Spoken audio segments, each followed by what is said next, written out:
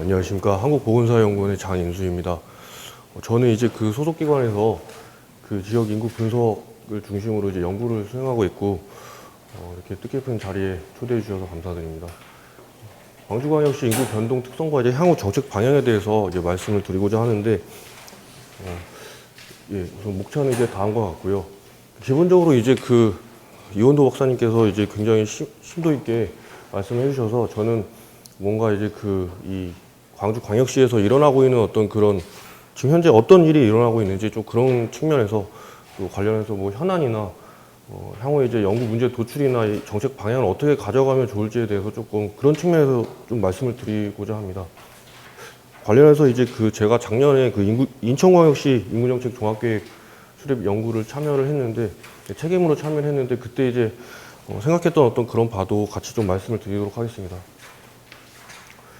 기본적으로 이제 광주 같은 경우는 아시겠지만 이제 전남하고 이제 인접되어 있고 사실 이제 다시 말씀드리겠지만 광주광역시는 이제 전남 안에 이제 포함되어 있는 그런 지리지형적인 특성이 있기 때문에 이 전남 지역하고 같이 보는 것이 좀 불가피하겠다 이렇게 생각을 했고요. 그래서 기본적으로 이제 종합계획을 수립하실 때 이제 기본적으로 지역의 어떤 잠재력이나 정책 수요를 보실 때 그 전남 지역까지 함께 보셔야 되지 않을까. 그래서 이제 같이 이렇게 이제 제시를 했습니다. 그래서 아시겠지만 사실 인구 변동이라는 게 뭔가 단기적으로 뭔가 촉발되는 그런 측면에서의 어떤 논의가 아니라 오랜 기간 사실 축적되어 온 어떤 그런 누적된 그런 양상이기 때문에 그래서 이제 종단적으로 좀만 시계열을 좀 확보하는 대로 좀 길게 보는 것이 중요하겠다. 그렇지만 다만 이제 그 이후에도 뭔가 그 외생적인 충격이 나타나면 이후에 뭔가 변화가 있고 뭐 이런 것들은 이제 추후 다시 말씀드리겠고요. 그래서 광주광역시는 이제 증가했다가 이제 감소하는 경향이 나타나고 전라남도는 사실 관직 기간 내내 이제 계속적으로 이제 감소하는 경향이 나타나고 있다 이렇게 보시면 되겠고요. 이제 사실 아시겠지만 광주광역시 인구정책을 수립하는 데 있어서 이제 관할 지역의 어떤 특성을 조금 심도 있게 보는 게 중요할 것 같아서 관할 지역을 중심으로도 이제 말씀을 드리도록 하겠습니다. 기본적으로 아시겠지만 이제 인구 변화는 이제 인구의 자연적 변화하고 사회적 변화로 이제 나눠서 이제 보시면 되겠는데요. 자연적 변화는 뭐 이제 출생아 수와 이제 사망자 수를 가지고 보는 거고, 사회적 변화는 이제 인구 들어오시는 분들과 이제 나가시는 분들의 어떤 차이를 보는 건데, 이제 자연적 변화도 보니까 이제 아시겠지만 총인구의 이제 감소가 2020년부터 시작이 됐고요. 총인구의 자연적 감소가 이제 2019년부터 시작이 됐는데 광주도 이제 자연적 감소가 시작이 됐고요. 예. 그래서 전 국가적으로보다는 조금 뒤로 이제 시프팅된 경향은 있지만 이제 광주도 이제 자연적 감소가 시작됐고 전남 같은 경우는 2000년대 초반부터 이제 감소가 시작됐고요. 그리고 이제 관할 지역으로 또 좀 세분화시키면은 이 자연적 감소의 시작 시기가 굉장히 상이합니다.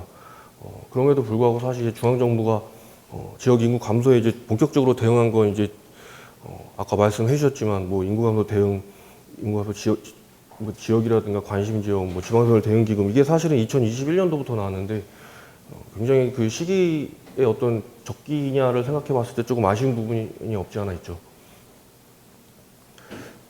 예, 그리고 이제 사회적 변화 같은 경우는 일시적으로 이제 순유입이 나타났지만 아까 말씀해 주신 대로 이제 사회적 감소가 두 지역 모두 나타나고 있다 이렇게 보시면 되겠습니다. 보시면 이제 약간 이게 Y축의 어떤 규모가 이제 다르기 때문에 봤을 때 이제 광주가 굉장히 사회적 감소 폭이 큰 것으로 보여지지만 이제 이 전남의 Y축 절대값이 훨씬 크기 때문에요. 그래서 이제 연령대별로 보면은 이제 보시면 아시겠지만 이제 초록색 라인하고 이제 파란색 라인의 연령대가 이제 굉장히 두드러지게 좀 손유출 양상이 나타나고 있는 것을 보실 수 있고요. 그래서 뭐 청년층을 기본적으로 이제 정책 대상으로, 정책 타겟으로 이제 설정하는 경우가 굉장히 빈번한데 불가피하지만 모르겠습니다. 이게 얼마나 이제 실효성이 있을지. 이제 왜 그렇게 말씀을 드리냐면 전남 같은 경우는 사실 아시겠지만 이제 2000년대부터 이제 관측 기간 내내 사실은 이제 단 한 번도 순 유입 양상이 나타난 적이 없죠. 순 유출의 감소폭이 좀 감소는 합니다.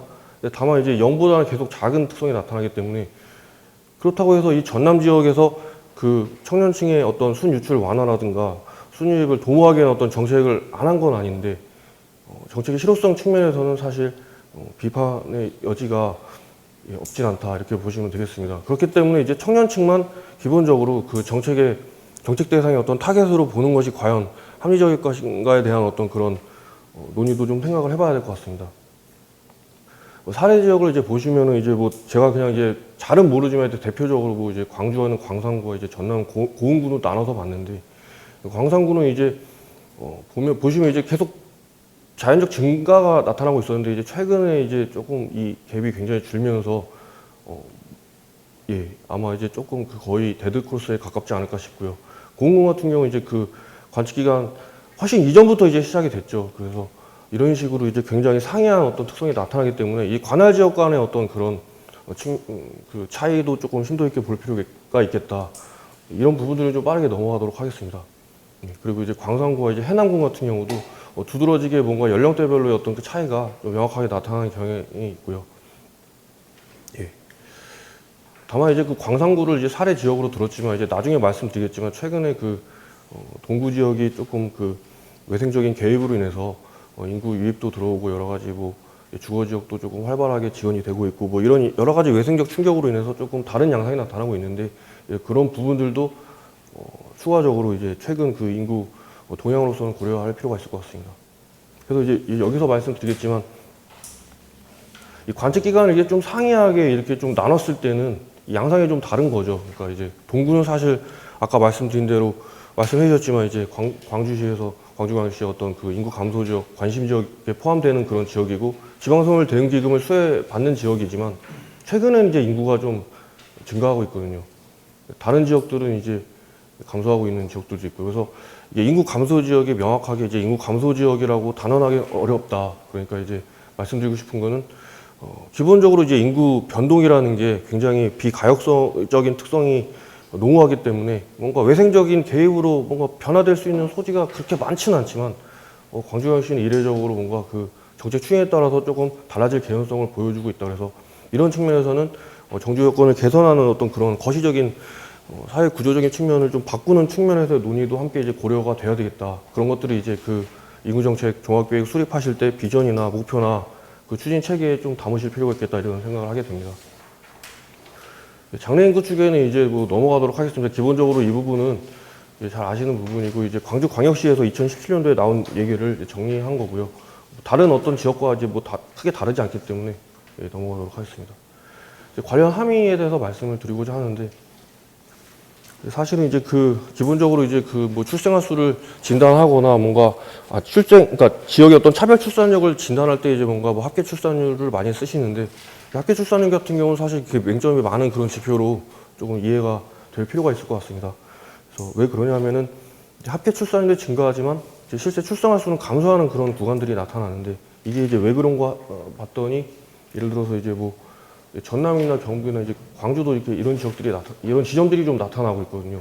그래서 이게 왜 그러냐 이렇게 봤더니, 기본적으로 이제 합계 출산율의 산식을 보시면은, 이제 그 분모는 이제 15, 49세 여성의 수고요. 그리고 이제 그 분자는 이제 출생아 수인데, 상이한 경우에는 이제 출생아 수가 감소하지만 이제 합계 출산율 산식에서 이제 분모가 이제 더 크게 감소했을 경우에는 이제 합계 출산율이 증가하는 경우가 나타나죠. 그래서 대부분의 인구 감소 지역에서 이제 합계 출산율이 굉장히 높다. 우리 지역은 합계 출산율이 높고 뭐 정책이 잘 추진된 결과다. 이렇게 이제 단언을 하시지만, 사실은 이게 15, 49세 여성의 수가 많이 감소를 했는데, 이분들이 많이 돌아가셔서 그런 건 아니겠죠. 이분들이 많이 다른 지역으로 가셨기 때문에, 그래서 상대적으로. 그래서 이게 단적으로 예를 이렇게 들었는데, 2022년도에는 합계 출산이 1.0명이지만 2023년도에 이렇게 늘었는데 봤더니 여성 수가 더 많이 감소를 해서 늘었구나. 그래서 이런 부분들은 조금 심도 있게 볼 필요가 있을 것 같습니다. 그리고 이제 추가적으로 현안 하나를 말씀드리고자 하는데, 이 부분 이제 제가 그 2년 전에 그 일반 과제에서 저희 이제 고유 과제에서 수행한 내용을 조금 기본적으로 말씀드리고자 하는데요. 광주광역시가 이제 그 2021년도에 급격하게 이제 출생아 수가 좀 증가를 하는 경향이 나타났습니다. 이후에도 그 충북이나 강원에서 유사한 어떤 그런 경험적인 특성이 좀 나타났는데요. 그래서 이 부분에 대해서 좀 의견이 많이 분분했죠. 뭐 언론에서는 뭐 광주광역시에서 이제 뭐 이렇게 육아 수상 때문에 이렇게 나타난 것이 아니냐, 뭐 여러 가지 뭐 전남 지역에서 뭐 인구가 와서 그런 건 아니냐, 여러 가지 그런 어떤 논거들을 많이 제시를 했었습니다. 다만 저도 이제 관심이 되게 많아가지고 이 부분을 이제 어떻게 정책 평가를 해볼까, 인구학적으로 좀 어떻게 접근을 해볼까 굉장히 많이 고민도 하고 자문도 많이 받고 여러 가지 고민을 많이 했는데 이후에 다시 말씀드리겠지만 결론은 사실 모르겠다가 답입니다. 그러니까 왜 그러냐면은 정확하게 이제 정책 평가를 할 수 있는 그런 자료가 없기 때문에 그렇거든요. 정확하게 알려면은 이분들이 어디서 와서 얼마나 계셨고 그리고 나서 이제 어떻게 이제 그 출생 이행, 결혼이나 출산 이행을 하셨고 뭐 이 결과적 양상은 어떤지 이런 것들을 알아야 되는데 이런 것들을 알 수 있는 게 전혀 없습니다. 그래서 그런 부분들에 대해서는 사실 기본적으로 이 각 지자체에서 조금 관심을 가지고 이제 통계를 구축할 필요가 있지 않을까. 근데 사실 이 부분에 대해서 이제 저도 경험적으로 이제 그 말씀을 좀 드리면은 그렇게 좋아하시지는 않습니다. 뭐 고유 업무가 있는데 추가적으로 이 업무를 어떻게 하냐 이렇게 말씀을 많이 하시는데 이런 것들이 안 되고서 사실 뭐 정책 평가를 한다 이게 과연 메이크 센스한 말인지 잘 모르겠고요. 그래서 그런 측면에서 좀 아쉬운 점이 있습니다. 그래서 논거 정도만 간략하게 말씀드리면요. 아까 말씀드린 대로 이제 광주광역시는 이제 다른 광역시하고 이제 다르게 전라남도 안에 이렇게 이제 포함되는 경향이 있기 때문에 어느 지역에서도 올 수 있는 그런 개연성이 굉장히 높습니다. 대구광역시가 이제 한 면만, 한 두 면 정도만 공유하고 있는데 최근에 이제 군위가 이제 대구에 편입이 됐고요. 뭐 그런 식으로 있지만 이제 광주는 굉장히 이례적이죠. 이제 전라남도 안에 있기 때문에 지리적인 인접성이 높고요. 그리고 상대적으로 사실은 아까 이원도 박사님께서 말씀해 주셨지만 이 인접 지역들이 굉장히 인구 감소 지역이고 낙후 지역이기 때문에요.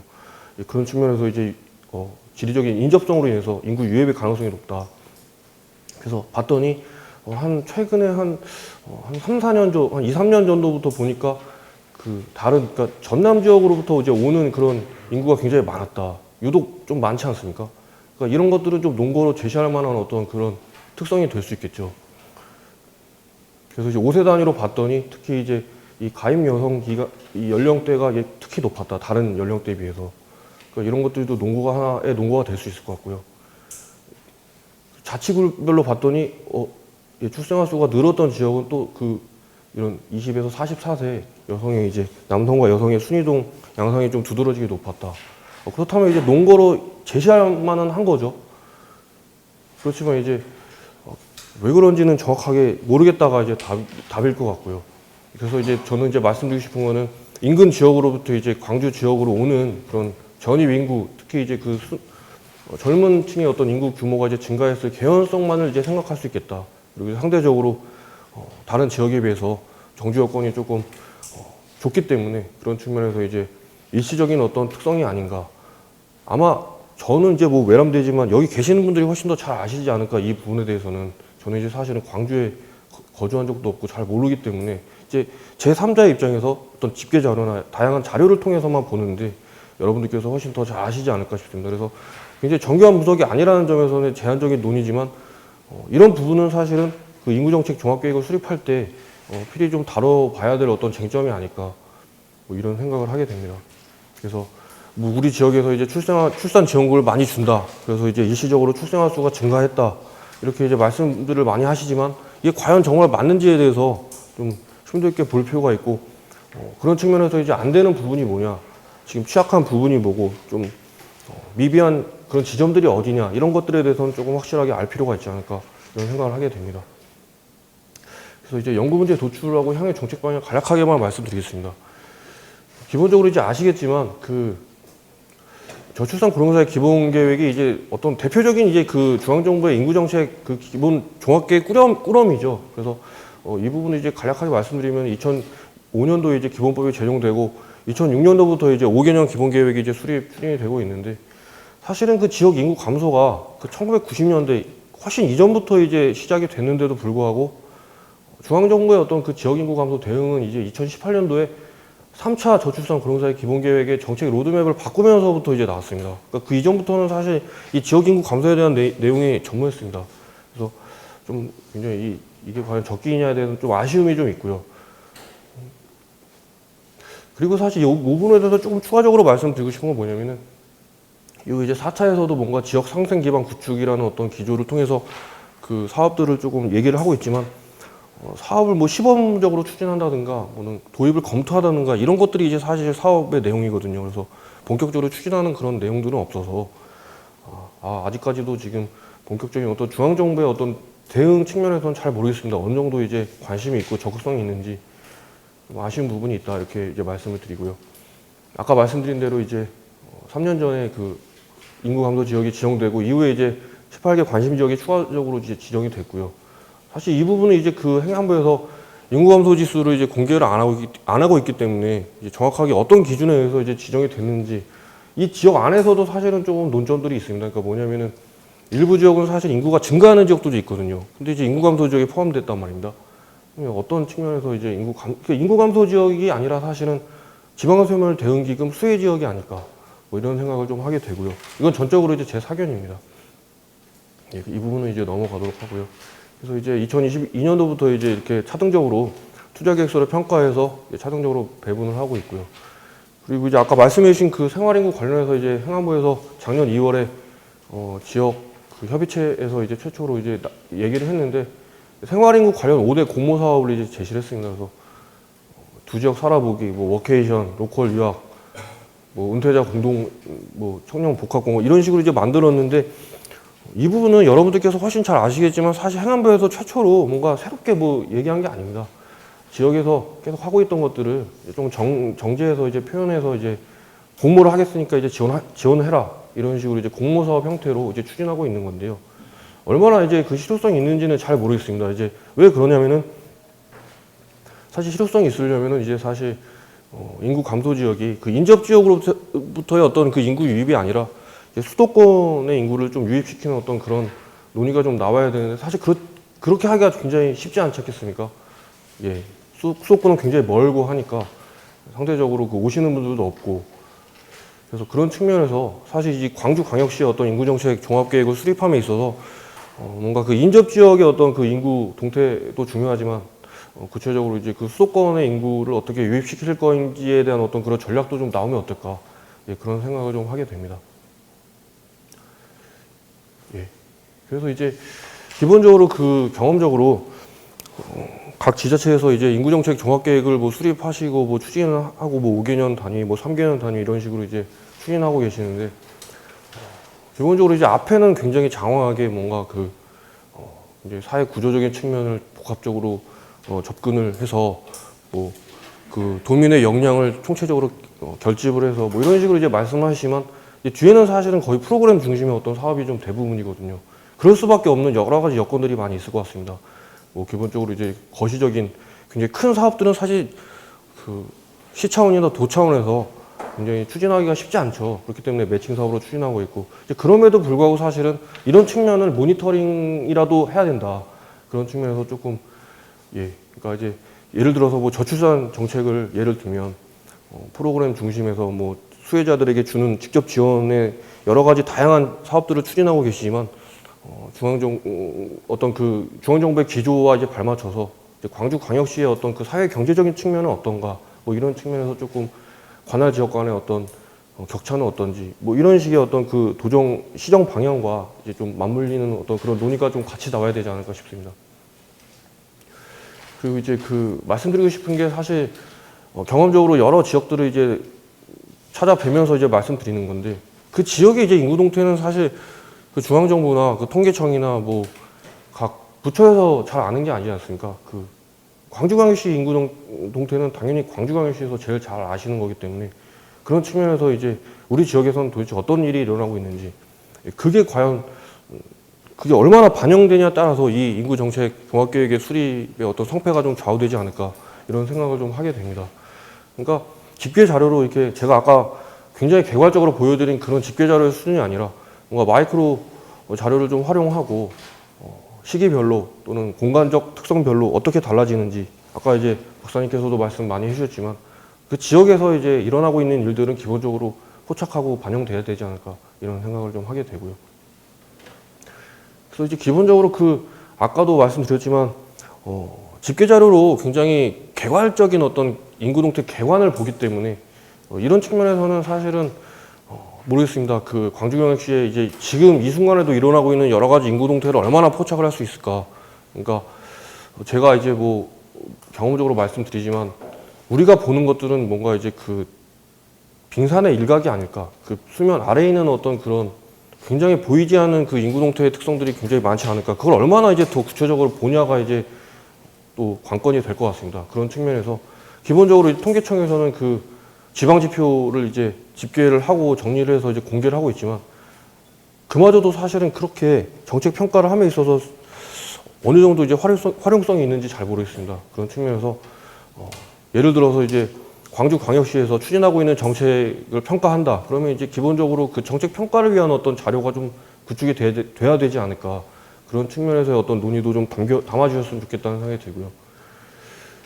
그리고 이제 아까 말씀드렸지만 거시적인 측면에서 어떤 논의가 굉장히 미진하기 때문에 굉장히 그 지역적인 부분 균형적인 측면에서 논의만을 좀 고수하고 있는 것은 아닌가. 물론 그 여러 가지 지자체의 여건이 그렇지만서도 최대한 그 일반 균형적인 측면을 좀 견지할 필요가 있겠다. 이런 생각을 좀 하게 됩니다.